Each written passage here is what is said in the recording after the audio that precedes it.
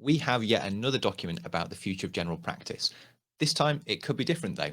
The Health Select Committee, led by our new Chancellor, Jeremy Hunt, has published a document shining some truths and light on the reality of working in general practice and making some recommendations about government policy that the government has to answer in writing. So we will explore what could be a very important document for general practice in today's episode. Let's get going.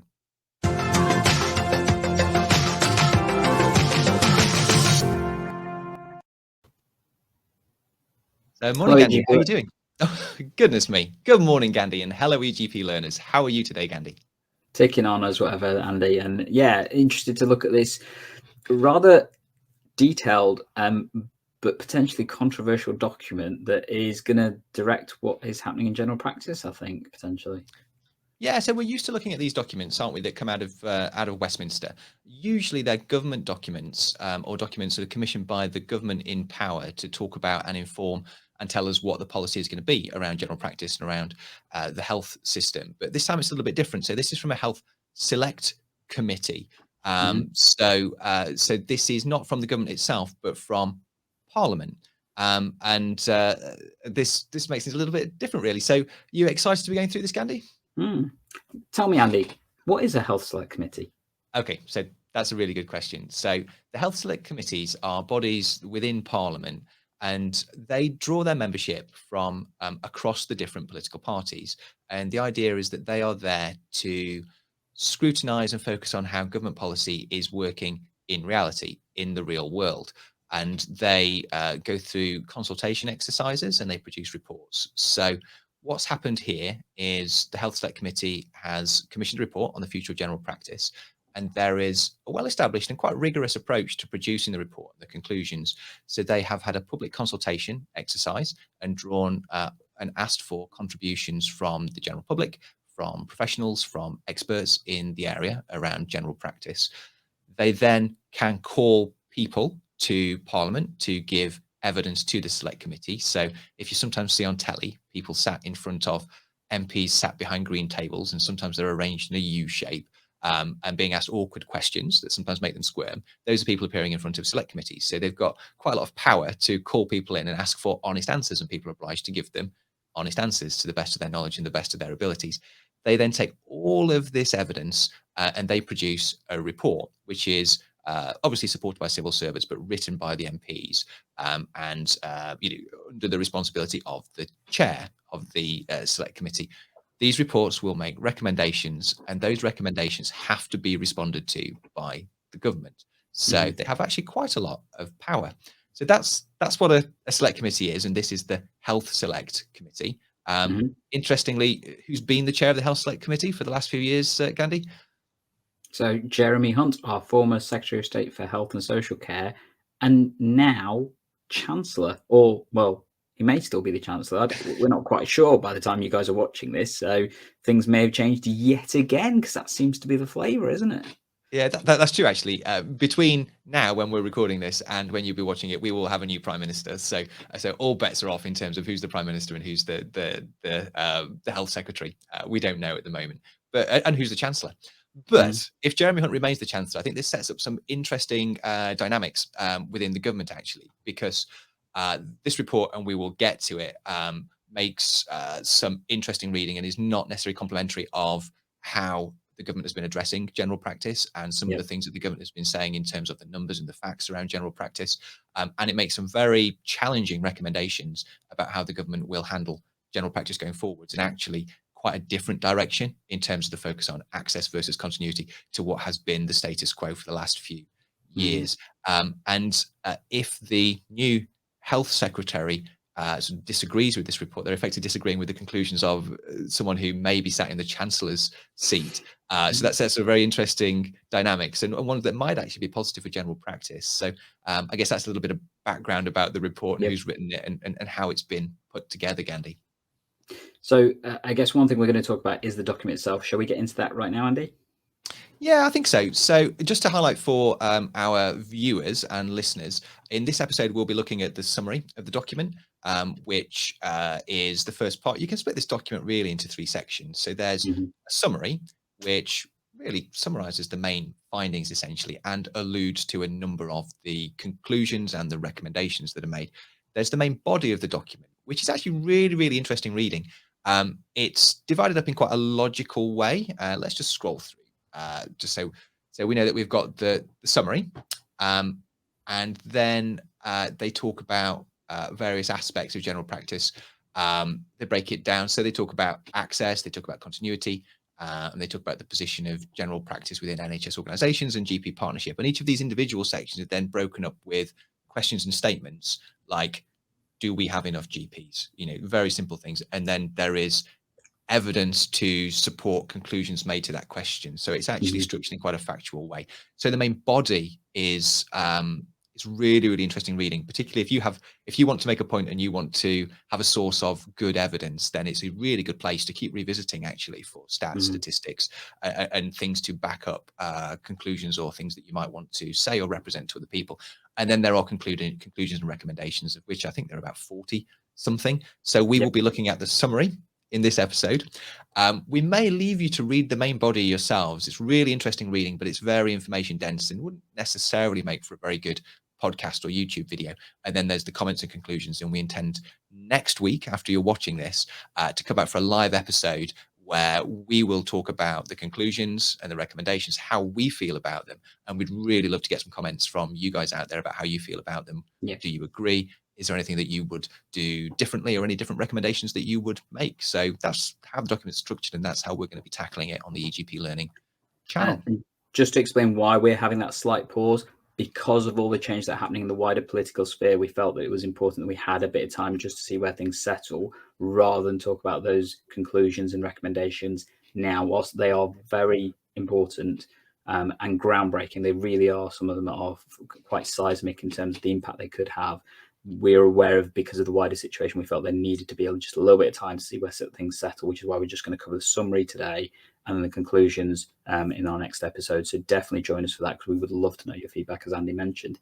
But as we have a look at the summary, let's crack on with it, shall we, Andy? So it's split up into 15 different sections, and it, like you say, it's commentary as well as plans and that kind of stuff. The first one, so I'm going to read it out for people. So every working day, more than 1 million people attend the appointments at their local GP surgery. General practice is the beating heart of the NHS, and when it fails, the NHS fails. I think that exemplifies how many people feel around general practice, particularly those within general practice and primary care. And they mentioned that, we know 90% of healthcare is delivered by primary care. 90%. Let's emphasize that. 90%.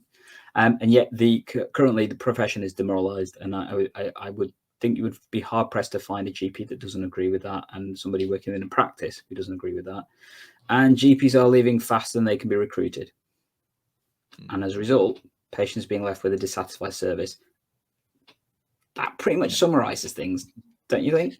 Yeah, I think they're representing the reality in direct, clear language, and this is how I feel general practice is going, really. So it's really nice to see that in black and white.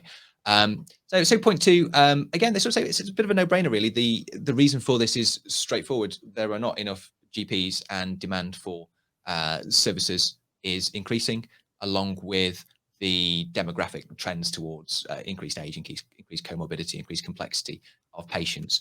And then it backs that up with some statistics, which clearly demonstrate the conclusions that have been made. I think somewhere sort of later in the document, in the body, they're clear that actually there's sort of been a net loss of, they've been very specific, I think 717 GPs from March 2019 to March 2013. And actually they're quite clear, and this is within the body, that the way the numbers of GPs was represented by former health secretaries was not accurate, and that they included GPs in training in figures about fully trained GPs, and those are considered supernumerary, and actually there'd been a decline, and that there was maybe a bit of an effort to present the figures in a better way, potentially. Don't want to say anything too controversial on the channel, but they're just being clear that demand is going up, and actually there are not more GPs. We are not meeting demand. So I Point guess the three. next part talks about number 3. It talks about the fact that there's a high reliance on locum doctors. So for those that don't know what locum is, this is a temporary clinician working within the practice, providing either practice relief in terms of staffing, classically used over holiday periods, or maternity, paternity, that kind of stuff, or periods of sickness and supporting the practice, or if they need to have a period of higher demand, which for whatever reason that may occur.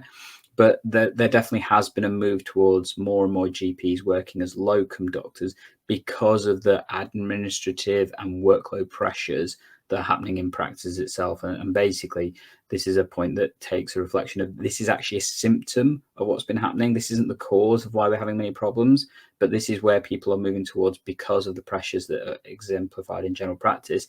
And actually, there needs to be urgent work to be done to stop the ever increasing cost of locums and bidding wars. So, I've heard some exorbitant, prices being requested by locums, whether that's right or wrong, I think that's a decision for them. But it has led to increasing amount of work pressures for those regular, staff within practices. And that's why then more are leaving, because there's even more pressure and stuff. So they are definitely recommending there needs to be an adjustment of that. To reestablish, fair workload and looking at that and maybe even a move away from having so many locums. But obviously that's a different topic, shall we say? Yeah, but it's interesting, and so far it feels like we've not really said anything that people don't know, Mm-hmm. which is actually quite refreshing from looking at these government documents, because sometimes you find what they're saying don't really tally with the reality of what you experience. So I think I'm just marking that this is quite refreshing, actually.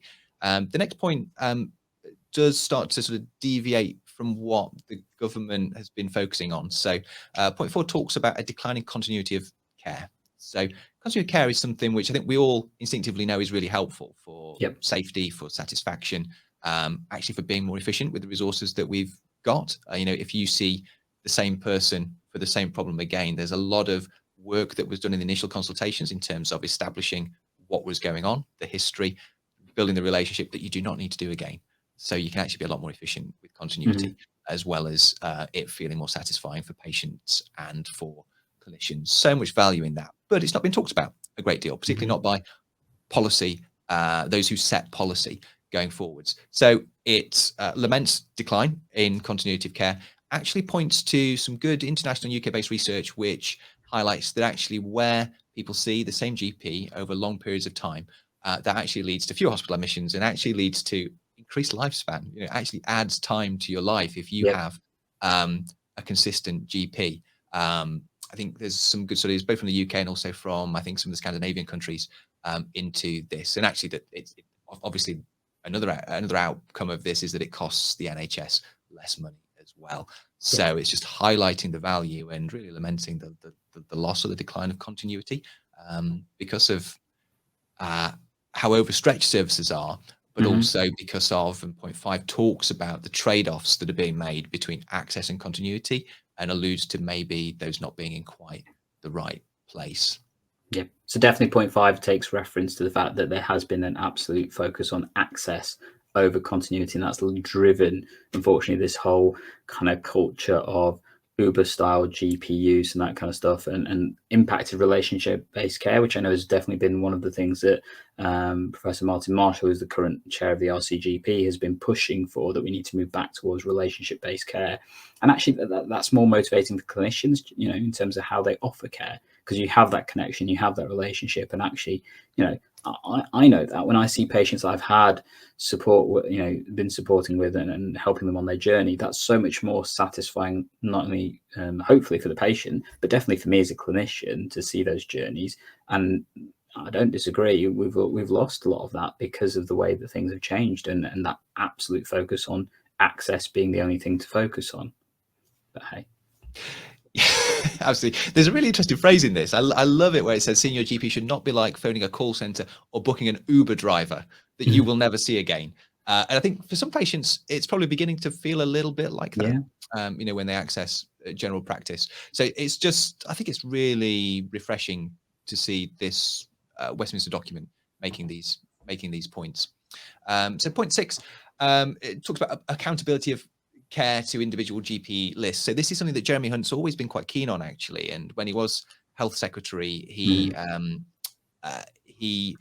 decreed that all GPs should have a registered accountable GP, particularly those aged over 75. I think was a particular So point. all patients should be, Andy, Yeah, yeah. All yeah, patients should have a registered GP, especially those oh, of age 75. And it was called the named. unplanned admission DES was a Yeah, huge part of that, which was, let's be honest, really poorly executed. it wasn't terribly impactful, because I think what happened was there was a paper exercise where people received a letter saying your named GP is this, and then nothing else probably changed, because it wasn't backed up with any other actions Mhm. really.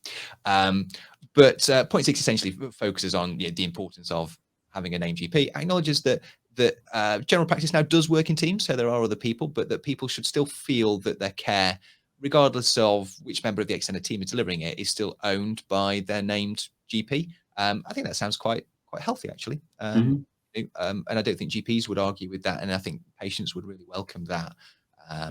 That feeling of one person and the reality of an individual GP being accountable for their care. So I think Yeah. that's very I sensible. think there are challenges in making that happen. As mentioned, we have more of a workforce that works, on different days and not there all the time. And the tech side of it is a bit of a challenge, because unfortunately, a lot of the systems don't enable that to be easily done in terms of allocating patients and making that work within flow. So potentially, we may need to see some changes in how the systems that support us can enable that to happen. But it's definitely a important step and stuff. I guess the next section then talks about some of the stuff that has been very dear to mine and your hearts in terms of the work we've been doing, which is some of the changes made by NHS England, which is obviously the creation of the PCN DES and the workforce that's come with that. So it talks about the fact that primary care networks have been created and added in an additional type of workforce that's not GPs but other roles. And it has mentioned that whilst this has made a meaningful impact, it has also added a lot of confusion into the healthcare system. Patients may not always recognize the type of clinician that they're seeing and how that has relevance to their care.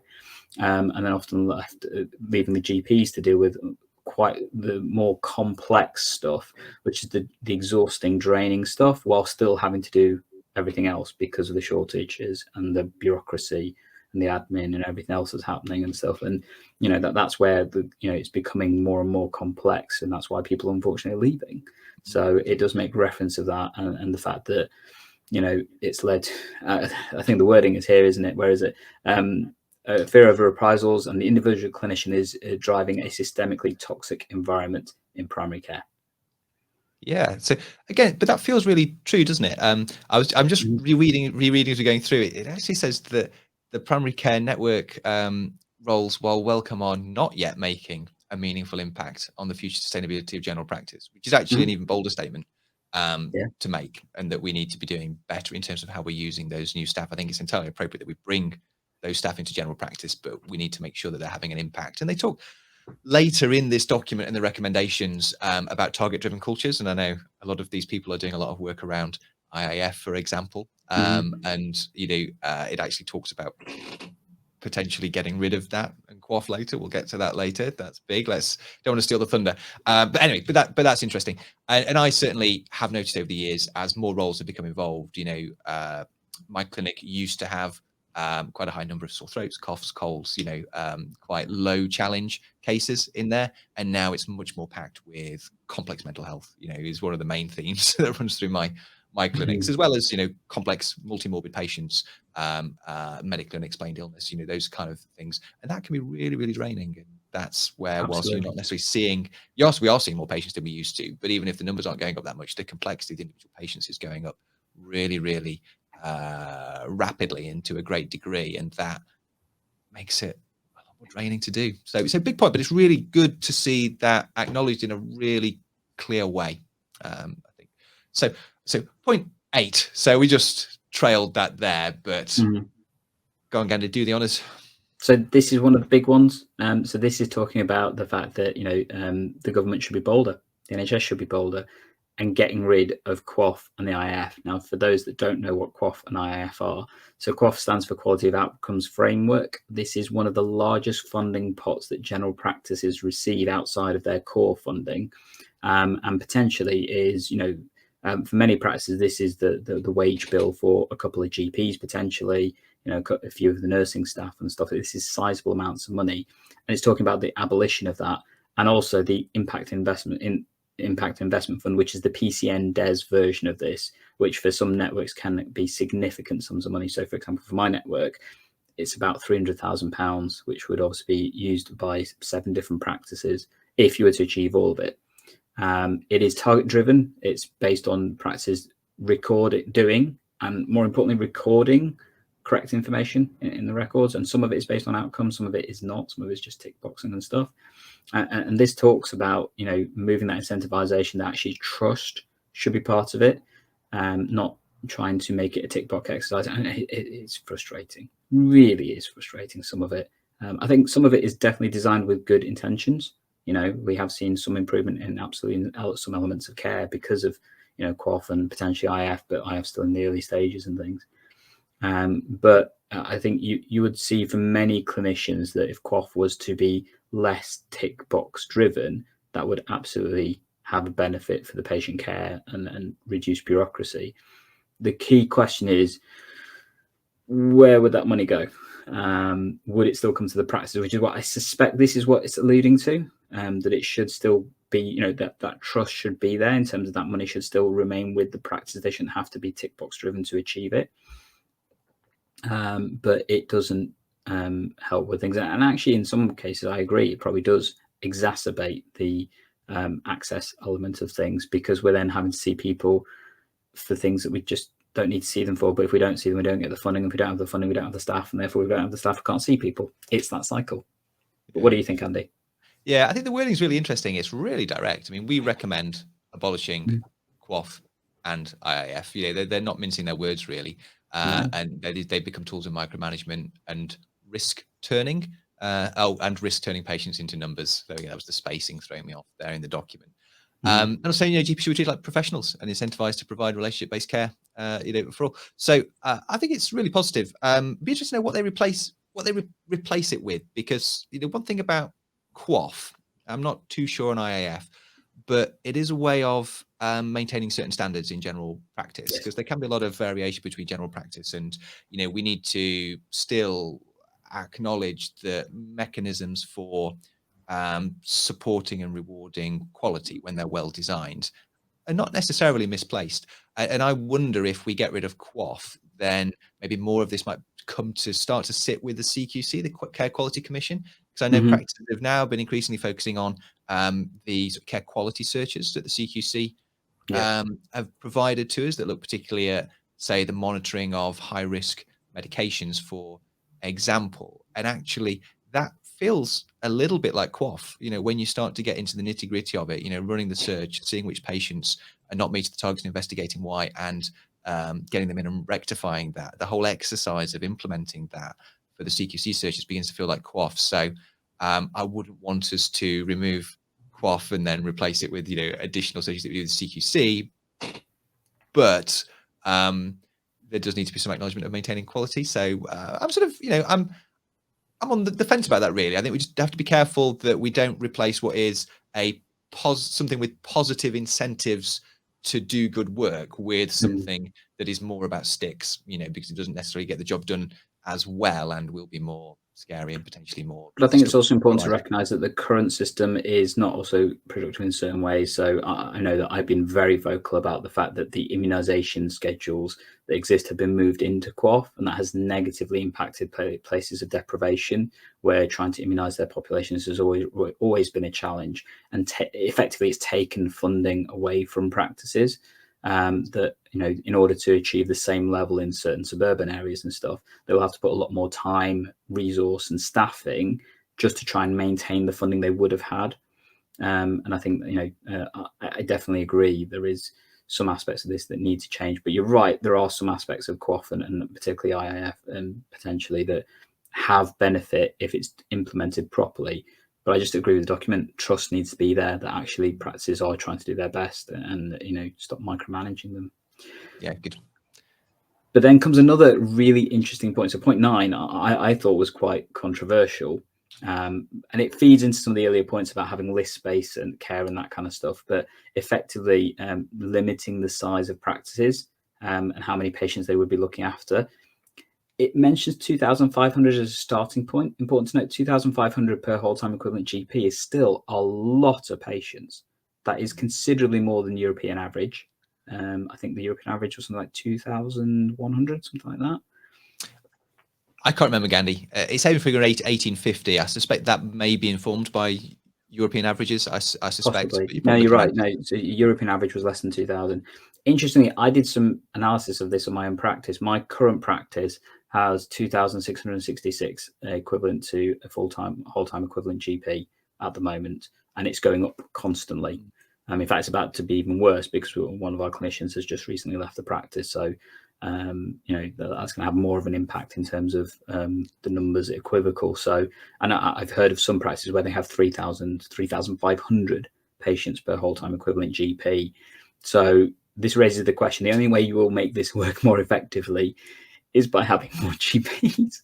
Yeah, it almost forces that issue in that conversation, doesn't it? Yeah. If there's a limit and actually a limiting factor is the number of GPs, then you need to have that honest conversation about GP numbers, which perhaps hasn't been had for a number of years. I also think it doesn't necessarily respect certain models of care. So I haven't done those calculations for my practice, but we have a number of very, very good nurse prescribers that work within our team, and they see a case mix which is actually quite similar to GPs.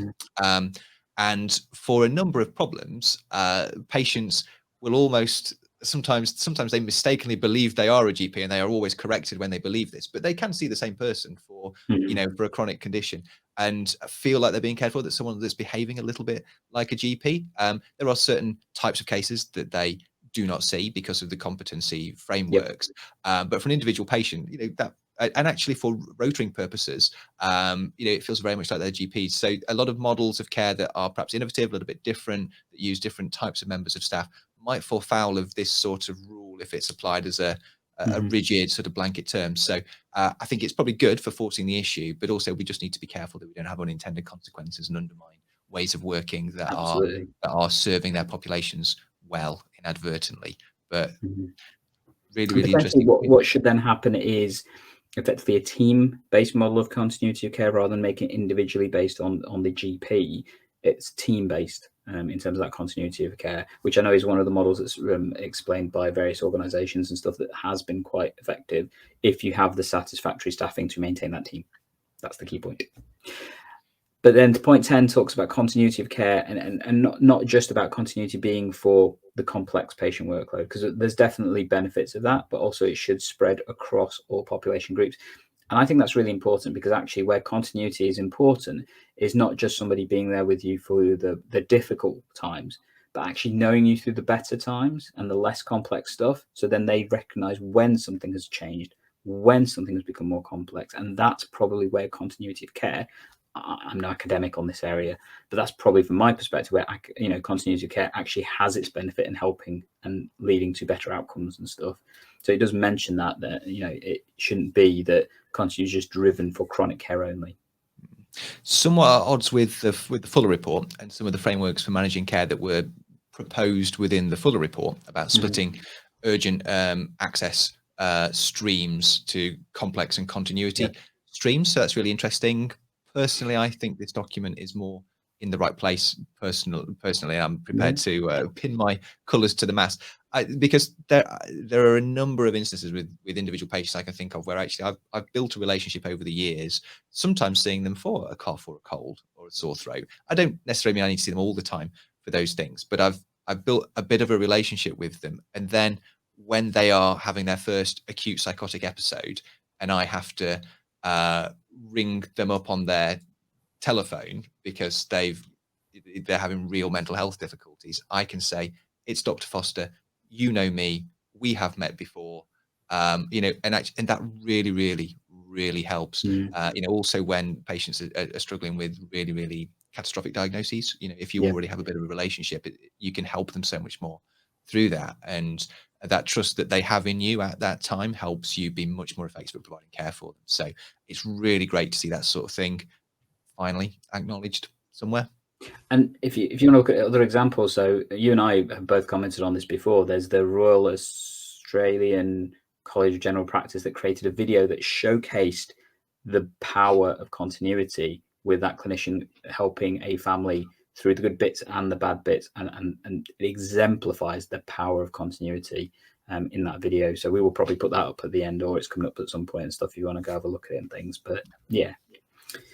Moving on though, it talks about one of the key things that is always up for contention and question, and that's the general practice partnership model. And how that actually the partnership model is one of the key drivers for innovation in general practice. Let's be honest, it's the partnership model that meant the general practice was able to pivot so quickly to deliver our world-beating vaccination scheme that helped get us out of COVID quicker and everything else. So I'm going to stick my mass to that. That's the partnership model that enabled that innovation to happen.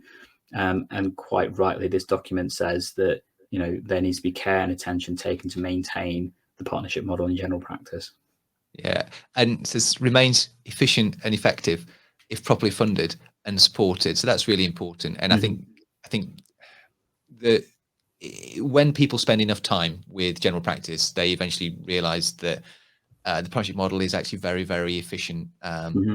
Placing people as small business owners responsible for providing care actually means you get a lot more from them, because they feel they're not just providing a service, but they are investing in and maintaining their business. You get a lot more discretionary effort. I think that's widely acknowledged because of the partnership model. So I think the word efficiency is acknowledging that. The next step, point 12, just talks more about the partnership model really, and talking about, rather than talking about and hinting about scrapping the partnership model, government should look to strengthen it. And I believe innovate around the partnership model. It's probably still not quite suitable in its current form. There are some issues around risk that were highlighted in Professor Martin Marshall's report on the partnership model a few years ago, actually, that I think need addressing. But I think addressing those would represent innovation around the partnership model rather than necessarily looking at scrapping it. It identifies a couple of those risks, and I think this point, to be honest, takes a little bit of shot of our former Secretary of State for Health and Social Care, Sajid Javid, because he was very much pushing towards a salaried model of healthcare for general practice. Obviously, he's no longer in control, and that ship has kind of sailed in some ways.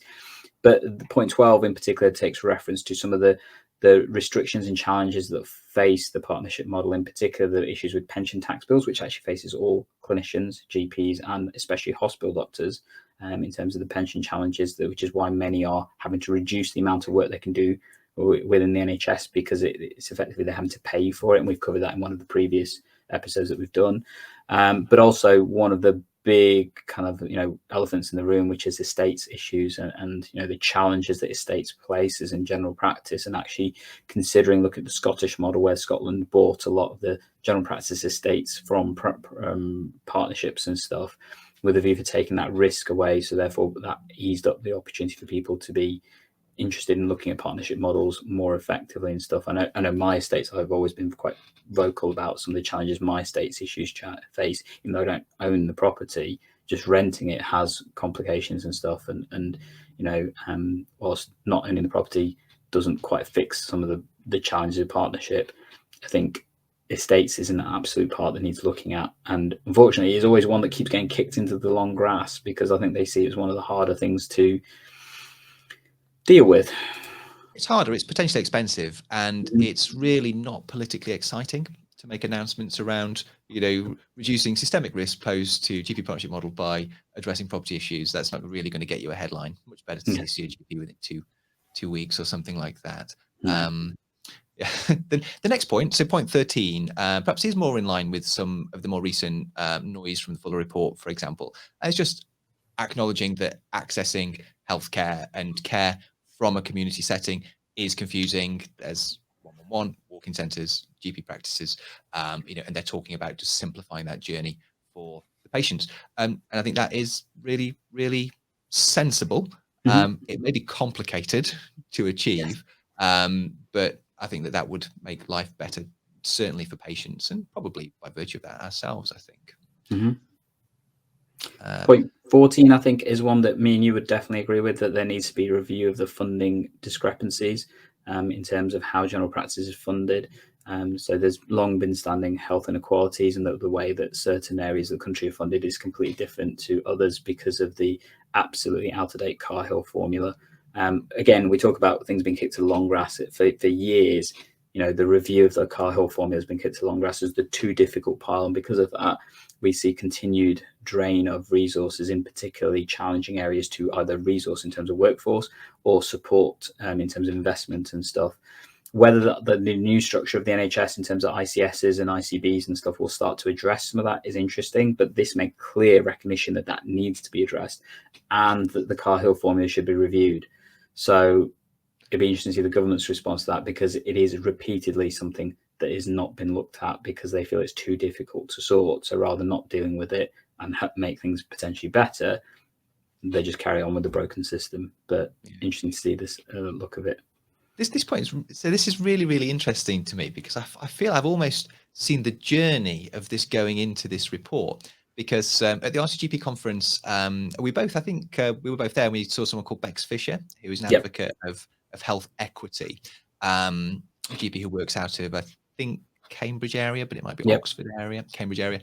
And she talked about how the Cahill formula does not address inequality. That's not what it was designed to do. It's about comorbidity and demographics, and that it's not fit, and that's not widely known. And then there's a video that does the round in health inequalities community. People often show a video of Bex Fisher presenting to the Health Select Committee and being questioned by Jeremy Hunt about the Cahill formula, where she makes this point to Jeremy Hunt, and Jeremy Hunt asks some quite astute questions actually to challenge what she is saying, but ultimately she gets her point across, and then this point makes it into the report. So it's just really interesting just to see. I don't know if we call it democracy in action, but it's actually really good practice that those truths make their way into government thinking. So really, really nice to have seen that whole process. And definitely point 14, I think, is one that many clinicians, particularly those working in challenging areas like rural areas, deprived populations, that kind of stuff, will be championing for a change to happen and stuff. And the last part is just the recognition that they just need to make the job enjoyable, because then people will want to do it. Because right now we're seeing so many people just overladen and just unable to continue long term in terms of doing the job, that it is burning people out, it is making people leave. So actually the recognition that it needs to change and to deliver that kind of relationship based care again, with a view to hopefully then having a more sustainable workforce that wants to keep working longer and potentially even more, because you made the job more available, and therefore surely that leads to better healthcare, which is what it basically says will happen. I think point 15 is it's almost a little bit of the barnstorming bit that you have at the end of a speech, where it pulls a few threads together. Can I read it, Gandhi? Go for it. Because I think it's just nice. It just almost summarizes that summary, really. It says, finally, it is time to recognize the need to make the job not just manageable, but once and again fulfilling and enjoyable. General practice really should be the jewel in the crown of the NHS, one of the services most valued by its patients. For doctors, it should allow a cradle-to-grave relationship with patients, not possible for other specialities, but for many, infinitely more rewarding. To do that, general practice needs to have its professional status restored, with a decisive move away from micromanagement and short staffing to a win-win environment in which investment in general practice reduces pressure on hospitals and saves resources for the NHS.